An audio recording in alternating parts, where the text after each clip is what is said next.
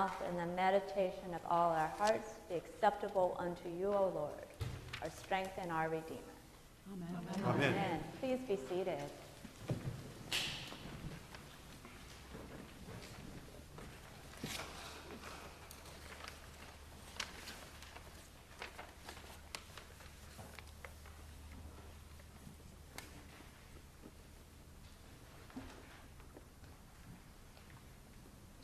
So by request, today I am preaching on the letter to the Romans.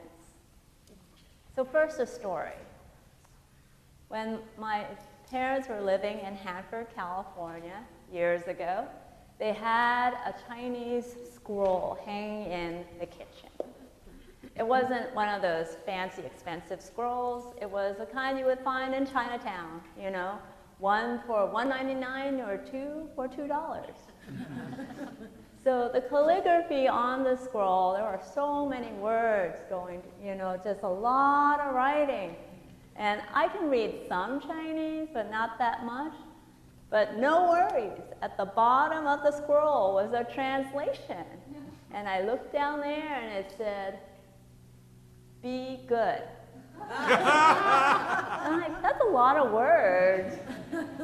Maybe it should be called a summary. A summary of really the heart of Confucianism, which is obey authority, be filial, and be obedient. And so really the gist is be good. Be good, whatever good means in that context. You know, while Confucianism feels quite distant from Christianity, I have to say, I think a lot of Christians would sum up being a Christian as be good. I don't often hear someone say, you know, I'm a Christian, and this is what it means to me, that the God of grace has delivered me from the bondage of my falsehoods and has washed me through and through with love, that I might live as a new creation.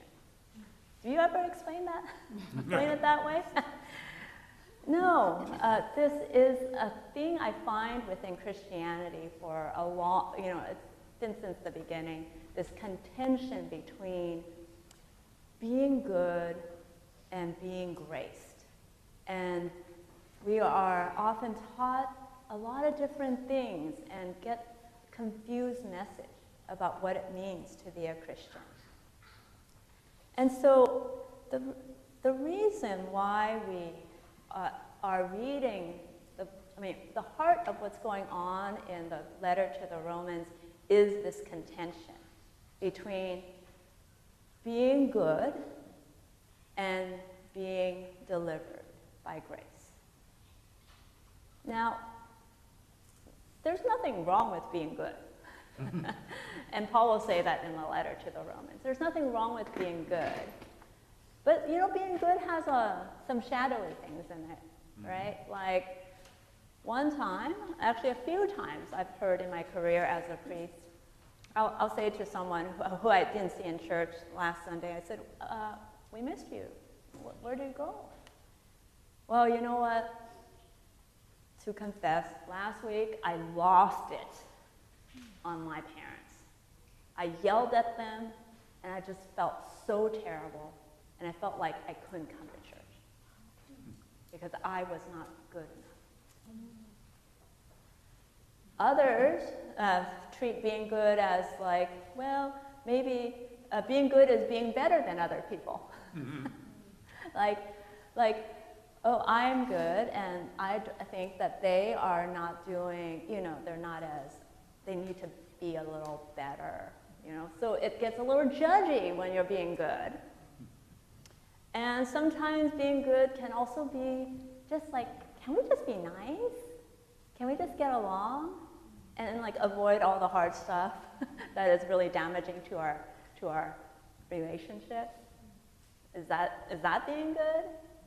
So being good has its shadows.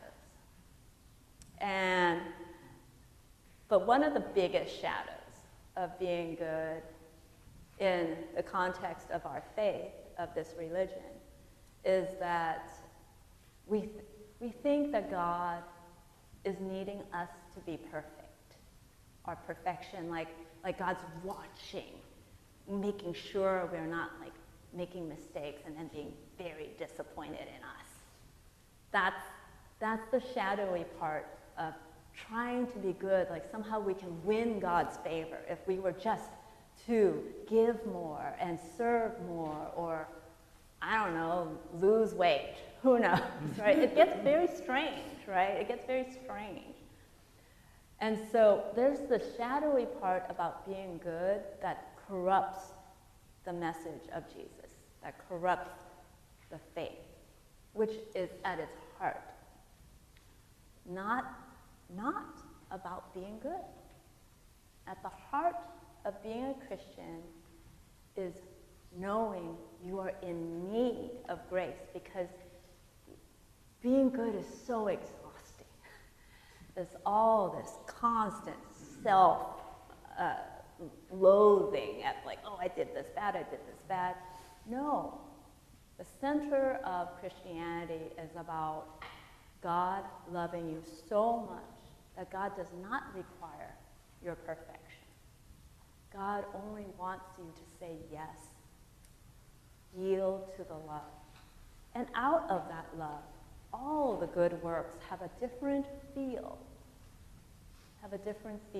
Because they are fruits of the love, fruits of the Spirit. So this is the central situation in Romans, is this argument against what he would call the gospel of just desserts. And I don't mean eating cake all the time. The gospel of just desserts versus the gospel of deliverance by God through grace and love. So Romans, the letter to the Romans, according to Douglas Campbell, who wrote the book, The Deliverance of God, he says that the letter to the Romans was written as a race against time. He was writing that letter. Well, he wasn't. He was composing that letter with Tertius, his scribe. His scribe and Paul would burn the midnight oil, scrambling to write this letter to get it to Rome. And it was a very important argument. He wanted to get to Rome. And so what is the situation? The situation is that he heard a rumor that there were these people, these missionaries of a gospel of Jesus Christ, but with a very different take on this gospel. They were the gospel of just desserts. And the teacher of this gospel and his missionaries were arriving in Rome soon. And Paul has had run-ins with this teacher. You can hear it in his other letters. And they are like this. They're constantly fighting it out.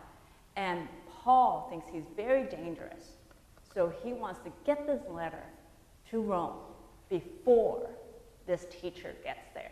So he and Tertius are burning the midnight oil, composing the letter, and then I imagine Tertius rolling it up, running, and like a baton, handing it off to a deaconess named Phoebe, who has funded Paul's career in many ways, but she was an authority in the church. And I imagine Phoebe throwing it in her backpack, jumping on a horse, and just galloping through the night so that it could get to Rome before the teachers of the gospel of just desserts arrive, so that the church in Rome can hear Paul first. Because Paul has never met them, you see. They don't know him. So he is presenting this gospel that he feels is based on his experience of Jesus. And he's trying to get it to them so that they will know how to think clearly about what it means to be in Jesus Christ. So, what is this gospel of just desserts? So, it's an interesting thing. They were, the people who were behind this were Jewish Christians who, from Jerusalem, and they followed Jesus, and they watched him die on the cross, and then they had a very different interpretation of what that meant.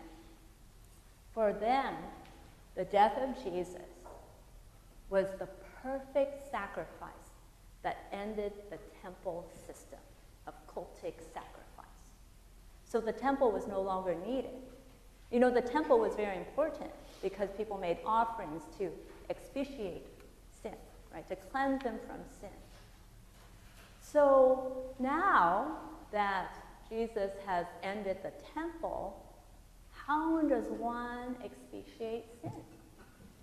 And for this group, this gospel of just desserts, it's from obedience to the Torah.